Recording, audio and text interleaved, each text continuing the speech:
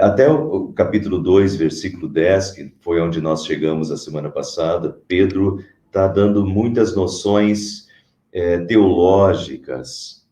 E a partir do capítulo 2, versículo 11, Pedro vai entrar em questões mais práticas da vida cristã aplicada. Então, é como se ele desse até o capítulo 2, versículo 10, um background teológico e da motivação cristã. E a partir daí, então, ele começa a fazer aplicações bem práticas de vida. E hoje nós vamos entrar nessa parte de uma aplicação bem prática da vida cristã.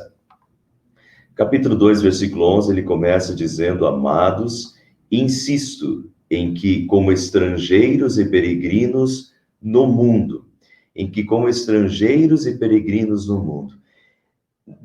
Quando ele chega nesse 2:11, ele praticamente volta lá ao capítulo 1, versículo 1, que ele começou dessa forma, né? Que os destinatários dessa carta eram estrangeiros e peregrinos, mas, então, ele está lembrando dos destinatários da carta, mas também, e como desde o início da carta, essa carta não é apenas para pessoas que eram estrangeiros e peregrinos no sentido humano de estar fora da sua terra aqui no mundo, mas o sentido dessa carta sempre foi, e para todas as épocas, de que nós cristãos somos como estrangeiros e peregrinos. Então, como estrangeiros e peregrinos no mundo, lembra da realidade de todos os cristãos, que são cidadãos da pátria celeste, vivendo neste mundo transitório e nele sendo embaixadores do reino de Deus, né? Nós somos embaixadores do reino. Venha o teu reino. Esse reino já veio, esse reino já chegou com Cristo, com Jesus na terra. Esse reino já está, o reino de Deus já está em ação. E nós já participamos desse reino. E nós somos filhos desse reino. E nós somos representantes desse reino aqui neste mundo. Então, nós somos estrangeiros e peregrinos neste mundo, porque nesse mundo nós duramos 60, 70, 80, 90, 100, cento e poucos, mas somos estrangeiros e peregrinos neste mundo, né? E somos embaixadores do reino de Deus nesse mundo. Pedro também está lembrando aqui da identidade cristã, que foi o estudo da semana passada, capítulo 2, versículo 1 a 9, a 10. Nós somos pedras vivas, nós somos raça eleita, nós somos povo de propriedade exclusiva de Deus, nós somos sacerdotes do rei. Então, essa é a questão. Como estrangeiros e peregrinos no mundo, nós somos estrangeiros e peregrinos no mundo. Quem somos nós? Né? Estamos aqui de passagem, mas quem somos nós? Pedras vivas, raça eleita, povo de propriedade exclusiva de Deus, aqueles que foram chamados das trevas para a sua maravilhosa luz, que não tinham misericórdia, agora têm misericórdia, somos os sacerdotes do rei, né? Então, nesse início, ele está lembrando de tudo que ele disse até aqui, Pedro. E, finalmente, lembra que nós, como filhos de Deus, como nós nos comportamos no mundo, né? Como os filhos de Deus se comportam neste mundo. Nós somos raça eleita, nós somos sacerdotes do rei, nós somos o povo de propriedade exclusiva de Deus, nós somos filhos de Deus. Como os filhos de Deus se comportam neste mundo, né? E agora vem as noções práticas sociais. Como os filhos de Deus se comportam neste mundo. Uma vez que nós somos estrangeiros e peregrinos aqui, somos cidadãos da pátria celeste, somos, né, os embaixadores de Cristo nesse mundo, como nós vamos nos comportar nesse mundo? Então, amados, insisto em que, como estrangeiros e peregrinos no mundo, vocês se abstenham dos desejos carnais que guerreiam contra a alma. Se abstenham dos desejos carnais que guerreiam contra a alma. É uma linguagem muito bíblica, né? Os desejos carnais. O apóstolo Paulo fala muito, né? Usa muito essa linguagem em Gálatas, capítulo 5, em Efésios, né? Diversas vezes, em Romanos. É uma linguagem muito bíblica, essa oposição entre carne e espírito. Não que a carne seja ruim, não é esse o sentido. O sentido, que eu coloquei aqui embaixo, a oposição entre carne e espírito, né? A velha natureza, ou seja, o pecado em nós, né? E a nova natureza, a ação do Espírito Santo em nós. E essa é a guerra, essa é a batalha que se trava dentro de nós. Desde que nós nascemos, somos pecadores e temos a velha natureza pecaminosa, pecadora em nós, essa tendência natural que nós temos ao pecado e às coisas que não são de Deus. Mas graças ao Espírito Santo e à conversão, nós temos também essa nova natureza, essa natureza espiritual, a ação do Espírito Santo em nós. Mas o que Pedro está lembrando aqui é: amados, eu insisto que como estrangeiros e peregrinos no mundo, vocês se abstenham dos desejos carnais que guerreiam contra a alma. Muitas vezes, essa questão dos desejos carnais, e de fato, em algumas passagens bíblicas, o apóstolo Paulo, quando fala de desejos carnais, às vezes ele faz uma menção à sexualidade, desejos carnais como desejos sexuais promíscuos ou desejos sexuais pecaminosos. Mas aqui nessa passagem, não são apenas desejos sexuais pecaminosos, né? Mas todos os desejos da velha natureza. E isso vai ficar claro no decorrer desse texto, que Paulo, aqui Pedro não está falando apenas de sexualidade, mas aqui desejos carnais é essa velha natureza, é tudo o pecado em nós, né? Essa velha natureza que teima em falar mais alto em nossa vida. E Pedro está dizendo: se abstenham dos desejos carnais, que guerreiam contra a alma, que guerreiam contra o que Deus quer, que guerreiam contra o que o Espírito Santo quer, né? Então, todos os desejos da velha natureza, ódio. Deus quer o amor, Deus é amor, Deus nos aconselha sempre ao amor ao próximo. Mas o desejo da nossa carne, dessa velha natureza, é o ódio, é o desamor, é o desejo de vingança, de retribuição quando alguém nos faz mal. Guardem isso que eu estou falando agora. Eu não consigo adiantar tudo que vai vir para vocês agora, mas guardem isso. Esses desejos carnais aqui é tudo aquilo que se opõe a Deus, essa velha natureza que está em nós, de ódio, que essa tendência ao ódio, à retribuição, vingança, desamor, né?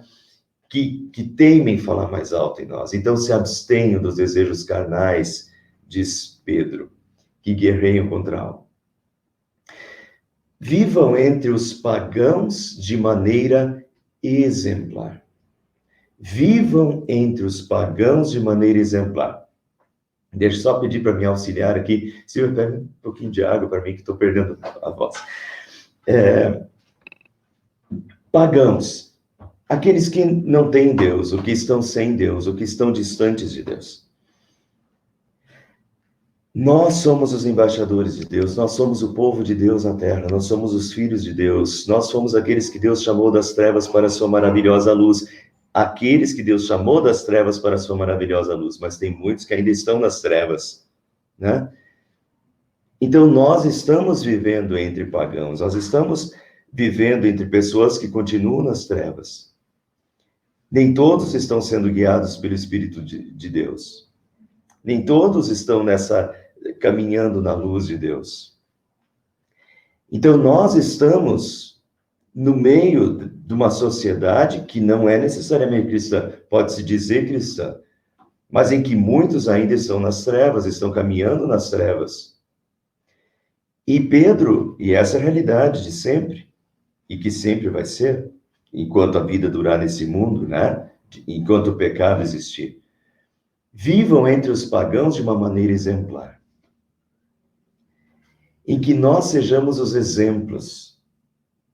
Deus espera isso de nós, que nós sejamos exemplos de vida. De quem Deus vai esperar isso? Dos seus filhos. Nós somos sal da terra e luz do mundo, então Deus quer que a nossa vida seja um exemplo. A nossa vida seja um cartão de visita. No primeiro século, já vou entrar nisso, mas, então, a nossa vida seja uma vida exemplar no meio dos pagãos. Sal da terra, luz do mundo. Vivam entre os pagãos de uma maneira exemplar. A nossa vida é um cartão de visitas para Deus. Sempre foi. Meus irmãos, no primeiro século, o cristianismo aumentou muito pelo padrão de vida dos cristãos, pelo exemplo de vida, pelo modo como eles se comportavam. Eles eram perseguidos, eles eram mortos, E, palavras de Atos dos Apóstolos, vede como se amam. Essa era a reação dos que estavam em volta. Vede como se amam. O amor deles chamava atenção. A vida deles chamava atenção. O cartão de visita deles era a sua vida. Era uma vida de maneira exemplar, uma vida de filhos de Deus que chamava atenção. Era o cartão de visita para Deus. Vivam entre pagãos de maneira exemplar, para que mesmo que eles os acusem de praticar o mal. No primeiro século havia muitas fake news, hoje esse nome está em voga, né? Por isso eu estou usando. Mas era isso que tinha no primeiro século, né? Muitas fake news sobre os cristãos. Os cristãos eram acusados de antropófagos, de comer carne humana. Por causa da Santa Ceia, o pão, símbolo do corpo, o vinho, símbolo do sangue. E muitos achavam que nas cerimônias cristãs se comia carne humana e se bebia sangue. Achava-se até que eles sacrificavam os seus filhos, as suas crianças, e comiam a carne, bebiam o sangue dos seus filhos. Então tinha muitas fake news. Era o início do cristianismo ainda. O cristianismo era uma religião nova. E as fake news rodavam, e eles eram acusados de diferentes coisas, né? Diferentes fake news. Então, o que Pedro está dizendo, olha, para que, mesmo que eles os acusem de praticar o mal por desconhecê-los, mas quando vocês, e daí vejam o anterior, vivam entre os pagãos de uma maneira exemplar. Quando nós vivemos entre as pessoas da sociedade de uma maneira exemplar, mesmo que eles acusem de praticar o mal, né? Observem as boas obras que vocês praticam. Então, mesmo que eles os acusem de praticarem o mal, observem as boas obras que vocês praticam e glorifiquem a Deus no dia da sua intervenção, da sua visitação. Esse é um termo, intervenção, visitação, é um termo apocalíptico, é um termo da volta de Cristo, quando Cristo voltar, né? Então, que eles observando as boas obras de vocês, que vocês praticam, glorifiquem a Deus na volta de Cristo. Vejam que essa passagem é muito parecida com o que Jesus fala em Mateus 5,16. Assim brilhe a luz de vocês diante dos homens, para que vejam as suas boas obras e glorifiquem ao Pai de vocês que está nos céus, né? Quando a nossa luz brilha, as pessoas, mesmo que estejam nos acusando de coisas erradas ou tenham uma má impressão, pelo nosso exemplo de vida, pela luz que nós emanamos, né, uma vida exemplar, as pessoas são levadas a glorificar a Deus. E essa vida, de novo, é um cartão de visita. Essa vida é uma vida que chama atenção pelo amor, pela educação, pelo modo como nós os tratamos, como nós os cuidamos, como nós respeitamos. A vida cristã é um cartão de visita, é sal para a terra, é luz para o mundo. E assim brilhe a luz de vocês diante dos homens, para que vejam as vossas boas obras e glorifiquem ao Pai de vocês que está nos céus. O mundo conhece o Pai através dos filhos. O mundo conhece o Pai através dos filhos. A nossa vida é muito importante. A nossa vida é muito importante como sal, como luz, como testemunho, né? Como os filhos que apontam para o Pai. Então, as nossas boas obras, a nossa vida exemplar de filhos de Deus chama, né, e leva as pessoas a glorificar a Deus, o nosso Pai. É isso que nós queremos.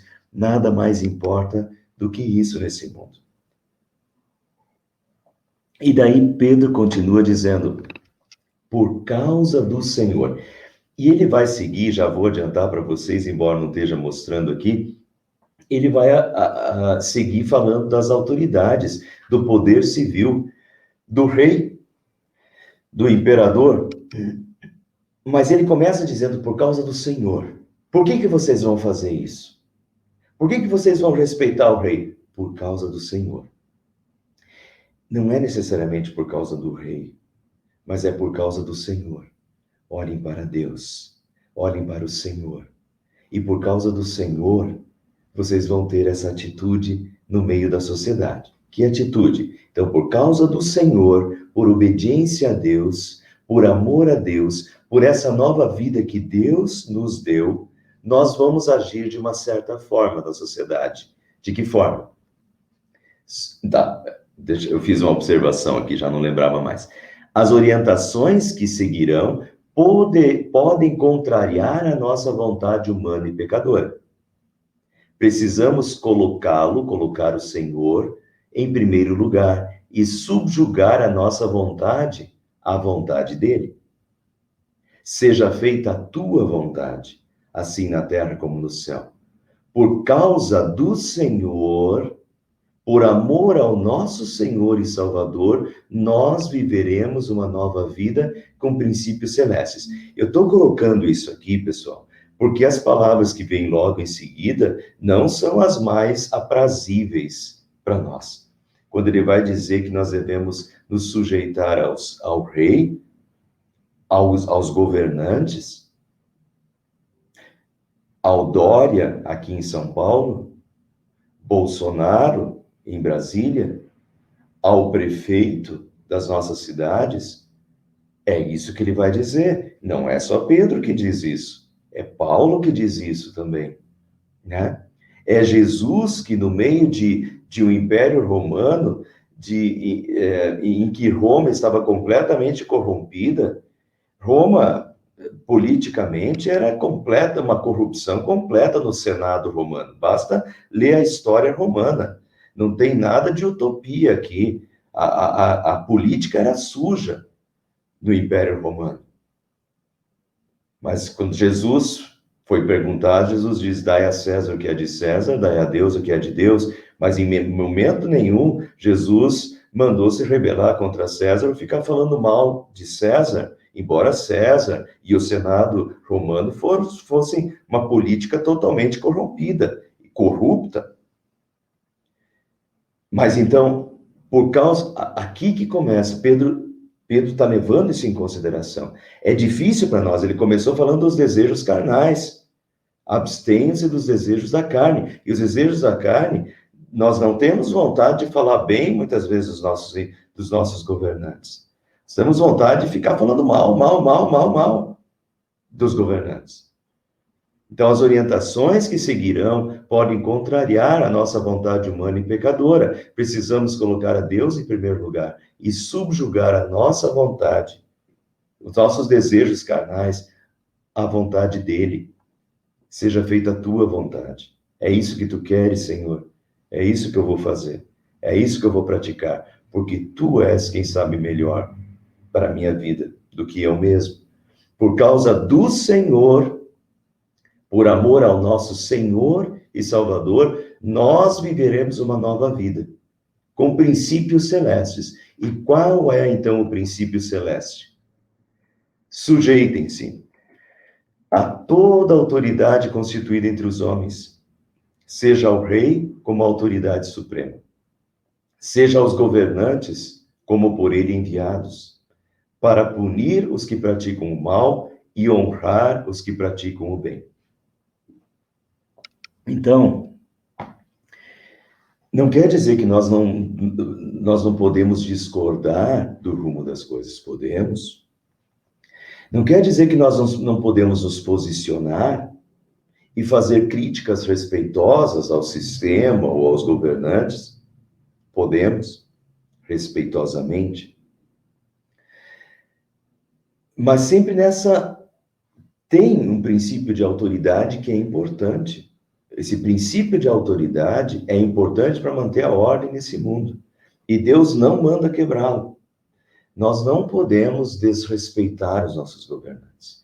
Então, os cristãos, eles chamam a atenção, mesmo que eles discordem, mesmo que os cristãos discordem do poder dominante, do governador, do prefeito e tal, e mesmo que eles tenham opiniões diferentes, eles colocam essas opiniões.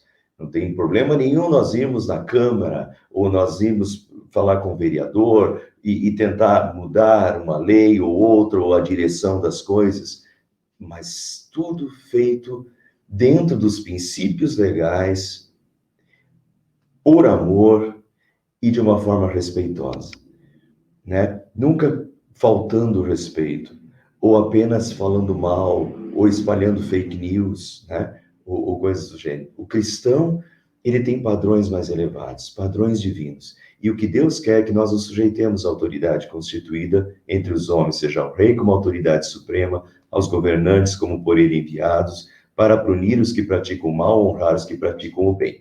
Pois é da vontade de Deus que, praticando o bem, vocês silenciam a ignorância dos insensatos. Na prática do bem, nós silenciamos a ignorância dos insensatos. Mas se nós praticarmos o bem, se nós praticarmos o mal, nós somos como todos os outros, né? É na prática do bem que nós nos destacamos. É na prática do bem que nós somos luz para esse mundo. Na prática do bem. Na prática do bem, silenciamos a ignorância dos insensatos e somos instrumentos nas mãos de Deus para essa nossa sociedade em todos os âmbitos. Vivam como pessoas livres, mas não usem a liberdade como desculpa para fazer o mal. Vivam como servos de Deus. Vivam como pessoas livres, somos livres. Mas essa liberdade não pode ser desculpa para a gente fazer o que a gente quiser. E principalmente para fazer o que é errado. Porque nós temos um Senhor maior, que é Deus, que está nos vendo sempre, em todos os instantes. Em todos os minutos, Deus nos vê. Então nós respondemos à autoridade maior, ao Kyrie, ao Kyrios, ao Senhor maior, que está acima do imperador ou de qualquer outra autoridade. Nós respondemos a Deus, que é a autoridade maior, né? Então, por mais que nós tenhamos liberdade, nós exercemos a nossa liberdade sempre com responsabilidade e sempre para fazer o bem, servindo ao Senhor. Vivam como servos de Deus. Vivam como servos de Deus na sociedade. Não esquecer de quem somos, da nossa identidade. Somos a geração eleita, o povo de Deus, os sacerdotes do rei, tudo isso foi trabalhado por Pedro antecipadamente, servos de Deus na terra. Essa é a nossa identidade. Vivam entre os pagãos de maneira exemplar, Pedro começa esse texto dizendo, para que Deus seja glorificado pela vossa vida, né? Então, quem somos nós? Geração eleita, povo de Deus, sacerdotes do rei, servos de Deus na terra. Então, nós vamos viver entre os pagãos de maneira exemplar, vamos viver como servos de Deus. Por isso, meus irmãos, sempre de novo eu fico batendo nessa tecla, que não é ir para a igreja só no domingo, a gente viu isso 2 estudos para trás, isso não faz sentido, não é isso que Deus quer. Deus não quer que vá para a igreja no domingo, segunda, terça, quarta, quinta e sexta e sábado, vive de um modo diferente. Não, toda a nossa vida é uma vida como servos de Deus. É isso que nós somos. Somos os filhos de Deus. 24 horas por dia, 7 dias por semana e sempre. Somos aqueles que foram chamados das trevas para a sua maravilhosa luz e que vivem uma vida para a glória de Deus. Nossa vida é uma vida de servos do reino, não do reino do Brasil, mas do Rei eterno e do reino eterno. E nós vivemos este reino 24 horas por dia, 7 dias por semana, durante toda a vida que estivermos aqui, né? Então, nossa vida é para a honra, louvor e glória do nosso Deus. Vivam como servos de Deus. Tratem a todos com o devido respeito. Amem os irmãos, temam a Deus e honrem o Rei. Bonito, né? Tratem todos com o devido respeito. Amem os irmãos, temam a Deus, honrem o Rei. Somos pessoas honradas e assim nós estamos sendo luz para esse mundo, sal para essa terra, luz para esse mundo, e só teremos os louvores das pessoas, porque eles vão ver o tipo da nossa cidadania. Não só vamos ser cidadãos exemplares deste mundo, mas somos cidadãos exemplares deste mundo, porque somos cidadãos da pátria celeste, vivendo aqui com, né, um Senhor que é maravilhoso para conosco, e por isso nós temos essa motivação para vivermos como uma cidadania uma cidadania na nossa sociedade, uma cidadania de justiça, de retidão, para com os outros, para com o rei, para com todos. Agora Pedro fala um pouquinho sobre os escravos. Escravos na época, hoje nós trazendo para hoje, seriam os funcionários, que já não se chama mais de funcionários também, né? Na linguagem mais atual, se chamam de colaboradores. Então, os colaboradores, os senhores e os servos, ou os patrões e os colaboradores hoje. Mas na época eram os escravos ainda. Então Paulo fala: escravos, sujeitem-se a seus senhores com todo respeito, não apenas aos bons e amáveis, mas também aos maus. Lembra o que ele falou lá no início? Abstenham-se dos desejos carnais. Nosso desejo carnal, da nossa velha natureza, não é amar um senhor mau, um patrão mau. É querer o mal dele. Né? É isso que os funcionários hoje, os colaboradores hoje, um patrão ruim, até patrão bom é criticado, que dirá os patrões maus ou ruins, os colaboradores estão cochichando lá né, um com o outro, falando mal sempre dos patrões. Mas não é essa a postura cristã. A postura cristã é de amor ao próximo. E isso não é uma teoria.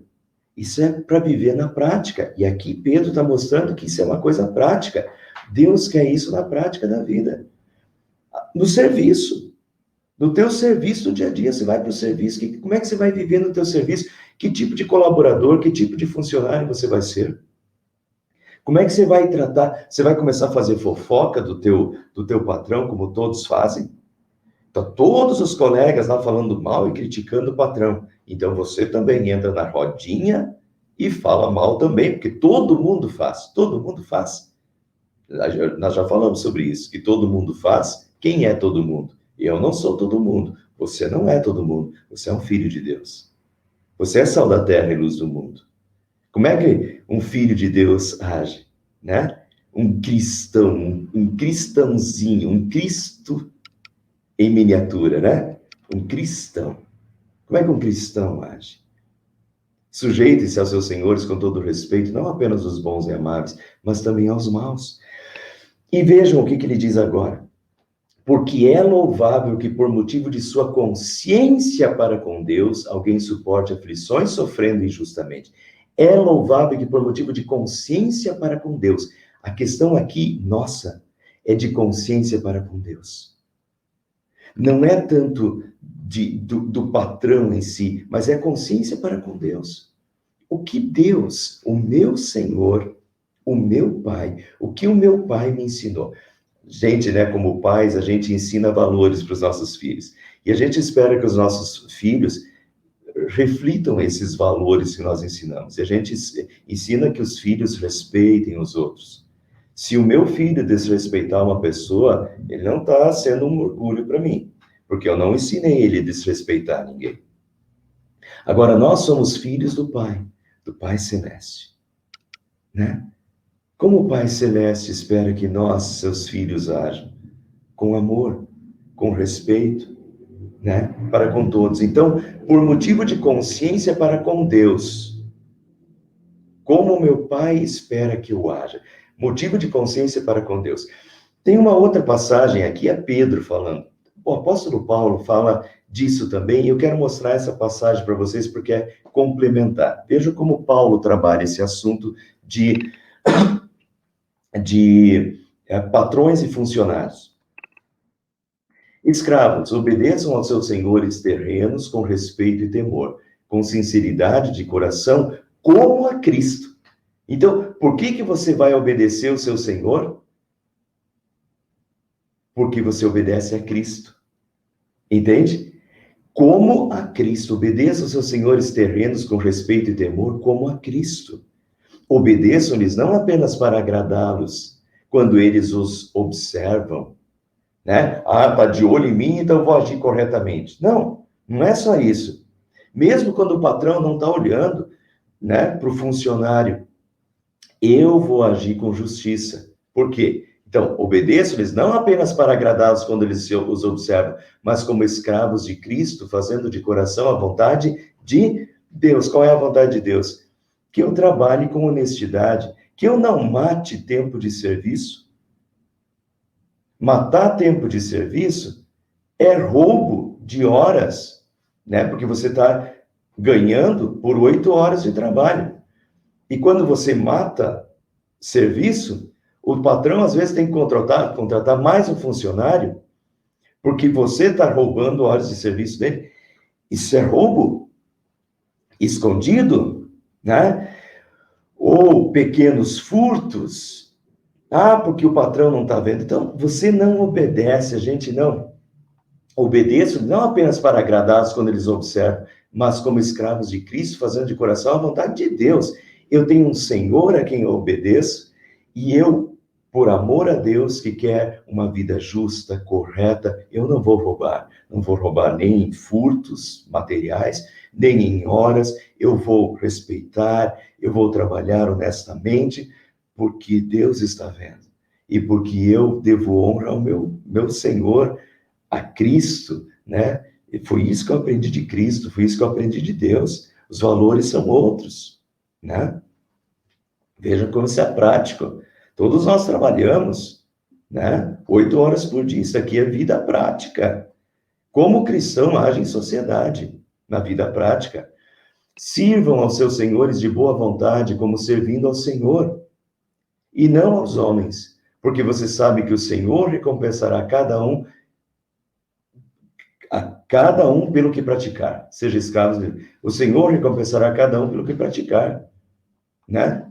Eu sei que Deus vai recompensar o que eu fiz, o bem que eu fiz. Mesmo que eu não ganhe, mesmo que eu não ganhe o justo, mesmo que eu seja maltratado, mas eu vou trabalhar com retidão, eu vou trabalhar com honestidade. Eu tenho todo o direito de procurar outro serviço, de mandar meu currículo para outro lugar, né? Se eu estou descontente. Mas eu, como filho de Deus, eu vou trabalhar com justiça, com retidão, com obediência às leis da empresa, né? E tratando bem os outros da empresa, os meus colegas de serviço, tratando bem o meu patrão, porque é isso que Cristo espera de mim e é isso que o meu Pai me ensina: o amor, a retidão e a justiça. E os patrões?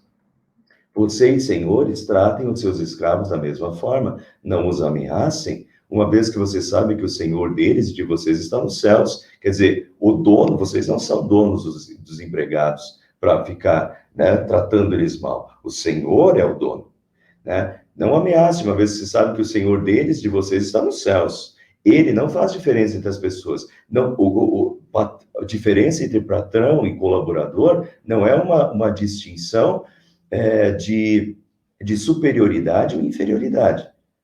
É uma distinção de papéis. Um patrão tem um papel, um colaborador tem outro papel.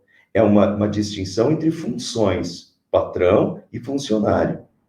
Mas não é uma distinção de superioridade e inferioridade. Ninguém é acima do outro. Eu não sou um ser humano melhor e superior porque eu sou patrão a um funcionário, né? Então, Deus tem palavras tanto aos colaboradores quanto aos patrões. E isso é vida prática nesse mundo. Alguns são patrões, outros são colaboradores. Mas os dois são servos de Cristo e servem a Cristo. Então, a questão, meus irmãos, é assim, ó. Por questão de consciência cristã, nós servimos ao Senhor. Por amor a Deus, eu tenho determinadas atitudes, né? Por amor a Deus, eu respeito o meu patrão. Por amor a Deus, eu respeito também os meus colegas de serviço. Por amor a Deus, eu respeito os meus colaboradores também como patrão, né? Porque por amor a Deus, é sempre uma vida por amor a Deus, em que a gente trata com justiça, com retidão, como Deus espera que nós tratemos e vivamos em sociedade. E daí nós voltamos para Pedro. Porque é louvável que, por motivo de sua consciência para com Deus, alguém suporte aflições sofrendo injustamente. É louvável que, por motivo de sua consciência para com Deus, alguém suporte aflições sofrendo injustamente. Quando você sofre injustamente, mas por injustiça, né? Se o teu patrão está te tratando mal e está te tratando injustiça, mas você não fez nada para merecer isso, e você foi reto, correto, Deus te louva. É louvável. Deus louva a sua vida, né? Agora, quando é injusto. Só que veja o contrário. Pois que vantagem há em suportar açoites recebidos por terem cometido mal? E daí, aqui Pedro está falando, olha, que vantagem há em suportar açoites recebidos por ter cometido mal? Se você está sofrendo por ter feito mal, você está sofrendo justamente as punições. Lá no passado, os escravos com açoites. Hoje em dia, se você foi demitido porque você brigou com alguém, ou porque você faltou com respeito, né, com um consumidor, ou porque você faltou com respeito com o patrão, você está sendo demitido por justa causa e não tem louvor nenhum disso. Você errou contra o patrão, errou contra a empresa e errou contra Deus. Não há louvor nenhum nisso, né? Então, não há vantagem em suportar açoites recebidos por ter cometido mal. Mas, se você recebe aflições sofrendo injustamente, você tem o louvor de Deus. Mas se você suporta um sofrimento por terem feito o bem, isso é louvável diante de Deus. Deus está vendo. Você honrou o nome de Deus. Você é um filho de Deus, você viveu com justiça, você viveu com retidão. Deus está vendo. E você tem o louvor de Deus pela sua vida em retidão. Agora, nós não temos o louvor de Deus quando a gente faz o mal e colhe as consequências do mal. Mas temos o louvor de Deus quando nós fazemos o bem e, infelizmente, mesmo fazendo o bem, recebemos o mal em troca. Para isso vocês foram chamados, pois também Cristo sofreu no lugar de vocês, deixando-lhes exemplo para que sigam os seus passos. E agora vem o final do texto. E eu quero que vocês observem bem esse final desse texto, porque é o único lugar na Bíblia que fala de uma forma muito transparente, muito aberta e muito pontual e assertiva sobre isso. Vejam o exemplo. E essa é a motivação, tá? Para isso vocês foram chamados, pois também Cristo sofreu no lugar de vocês. Se vocês sofrem injustamente, se vocês estão fazendo bem, mesmo assim vocês estão sofrendo mal, e isso vale para toda a vida cristã na sociedade. Muitas vezes a gente está fazendo bem e recebe o mal em troca. E daí? Então, nós vamos parar de fazer o bem? Não. Cristo também sofreu. Jesus Cristo, nosso Senhor e Salvador, também sofreu. E aqui se distingue a teologia da cruz e a teologia da glória. A teologia da glória diz que tudo vai dar certo sempre para os cristãos, né? A vida cristã é só de glória porque você se entregou a Cristo. Não é isso. A vida cristã é uma vida sob a cruz. Cristo sofreu, fazendo bem em todos os momentos. E muitas vezes, meus irmãos, é isso que vai acontecer conosco também. Jesus repetiu isso diversas vezes. No mundo passarás por aflições, né? Nós seremos perseguidos nesse mundo. Muitas vezes nós sofreremos injustiças nesse mundo como Jesus sofreu. Esse mundo é um mundo de pecado, em que tudo ainda é imperfeito. Muitas vezes nós sofreremos injustiças. Para isso vocês foram chamados, pois também Cristo sofreu no lugar de vocês, deixando-lhes exemplo para que sigam os seus passos. Atenção. Atenção. Deixando-lhes exemplo. Cristo sofreu no lugar de vocês, deixando-lhes exemplo para que sigam os seus passos. Quem nós seguimos? Jesus. Nós seguimos Jesus. Nós somos os seguidores de Jesus. Nós seguimos os seus passos, o seu exemplo. E Jesus nos deixou um exemplo. E nós devemos seguir os exemplos de Jesus. E nós queremos seguir os exemplos de Cristo. Se nós queremos seguir os exemplos de Cristo, isso inclui perseguição e isso inclui injustiças, como Cristo sofreu. Vejam como Pedro trabalha isso. Ele, Jesus, não cometeu pecado algum. Nenhum engano foi encontrado em sua boca, como muitas vezes na nossa também não vai ser. Ele não cometeu pecado algum. Nenhum engano foi encontrado em sua boca. Jesus foi condenado injustamente. Jesus sofreu tudo que sofreu injustamente. E isso que Pedro está usando como exemplo. Nós também sofreremos muitas vezes injustamente. Totalmente injusta. Nós não fizemos, mas nós sofreremos. E daí? E agora vem. Então, deixando, Cristo sofreu, estou voltando. Cristo sofreu, deixando-lhes exemplo para que sigam os seus passos. Qual é o exemplo que Jesus nos deixou e quais são os passos de Jesus que nós devemos seguir? Vejam. Quando insultado, não revidava. Quando sofria, não fazia ameaças, mas entregava-se àquele que julga com justiça. Jesus, quando insultado, não revidava. Lembram do início do texto? Abstenham-se dos desejos carnais. Qual é o desejo da carne? Qual é o desejo da velha natureza? É dar a outra face? De jeito nenhum. O desejo da velha natureza é olho por olho, dente por dente. É bateu, levou. Quando insultado, você quer insultar. Mas Jesus, quando insultado, não revidava. Quando sofria, não fazia ameaças. E a gente, o nosso impulso, nosso desejo carnal da velha natureza é ameaçar, é revidar, é o ódio, é o rancor, é a raiva, é a vingança, é a retribuição. Tá vendo? É o contrário. É o contrário de Deus. É óbvio, porque é a velha natureza. Mas temos em nós a nova natureza. E nós queremos seguir os passos e o exemplo de Cristo, do nosso Senhor. Então, deixa eu voltar, me permito. Cristo sofreu, deixando-lhes exemplo para que sigam os seus passos. E quais são os exemplos e os passos de Cristo? Quando insultado, não revidava. Quando sofria, não fazia ameaças. Como é que é a nossa vida? Como é que vai ser a nossa vida na sociedade? Não é teoria. É amanhã, no serviço, quando alguém me insultar, o que eu vou fazer? Vou devolver na mesma moeda? Porque eu só vou na igreja no domingo.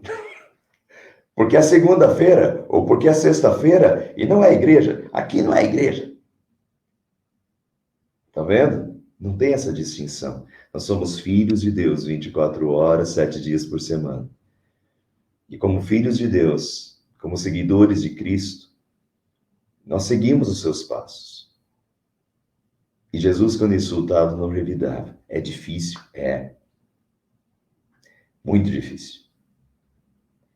Jesus, quando sofria, não fazia ameaças, mas entregava-se àquele que julga com justiça. A gente deixar as causas para Deus julgar.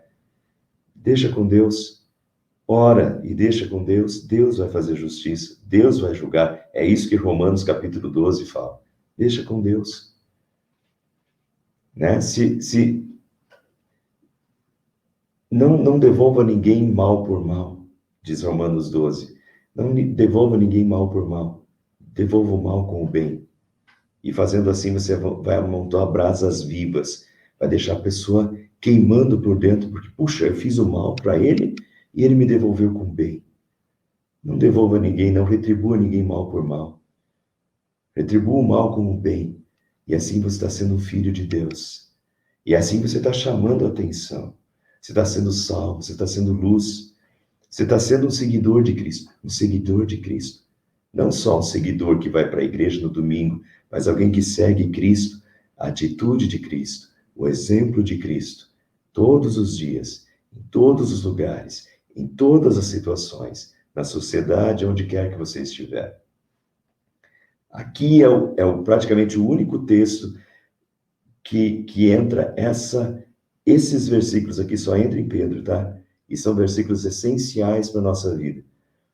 Jesus, quando insultado, não revidava, quando sofria, não fazia ameaças, mas entregava-se àquele que julga com justiça. E esse é o exemplo. Esse é o exemplo. E esses são os passos do nosso Senhor e Salvador. Terminando, essa é a nova vida que nós recebemos. Aqui, ó. Ele mesmo levou em seu corpo os nossos pecados sobre o madeiro, a fim de que morrêssemos para os pecados e vivêssemos para a justiça. Ele levou em seu corpo os nossos pecados sobre o madeiro. Ele, né, levou sobre o seu corpo os nossos pecados sobre o madeiro, a fim de que morrêssemos para os pecados, vivêssemos para a justiça. Essa é a nova vida que nós recebemos. Queremos a morte dos nossos pecados e queremos viver uma nova vida santa e agradável a Deus. Nós não queremos mais o pecado na nossa vida. Essa velha natureza miserável continua dentro de nós. Do olho por olho, do dente por dente, do ódio, da raiva, do rancor, da inveja, de todos esses desejos carnais, né? Isso continua em nossa vida. Mas nós morremos para o pecado, né? Nós não queremos mais o pecado na nossa vida, nós queremos justamente o que é santo, o que é agradável, a boa, perfeita e agradável vontade de Deus. Nós queremos o que é celeste, né? Como filhos de Deus. Nós queremos viver para a justiça, viver essa nova vida, né? Do dia a dia e na sociedade. Amados, insisto que como estrangeiros e peregrinos no mundo, vocês se abstenham dos desejos carnais que guerreiam contra a alma. Então, nós voltamos para o início do texto aqui, né? Veja como o texto se completa. E terminando, por suas feridas vocês foram curados, pois vocês eram como ovelhas desgarradas, mas agora se converteram ao pastor e bispo de suas almas. Vocês eram ovelhas desgarradas, que viviam no pecado, desenfreado, sem freio, né? Vocês estavam nas trevas, mas vocês foram chamados das trevas para a sua maravilhosa luz. Vocês foram chamados das trevas para a maravilhosa luz. Então, viver na luz. Nós éramos ovelhas desgarradas antes, quando vivíamos nas trevas, mas agora vocês se converteram ao pastor e bispo das suas almas. Nós temos um pastor, um bom pastor. E as ovelhas seguem a voz do bom pastor e querem seguir os passos, os caminhos do bom pastor. Seguir a voz do bom pastor, né? E então nós escutamos a voz do bom pastor, as instruções de Deus, o que Deus deseja para nós, e é essa vida que nós queremos viver, uma vida justa, de justiça, de retidão, né? Como filhos de Deus, como bons cidadãos celestes, sermos bons cidadãos desta sociedade em que nós estamos inseridos. Amém.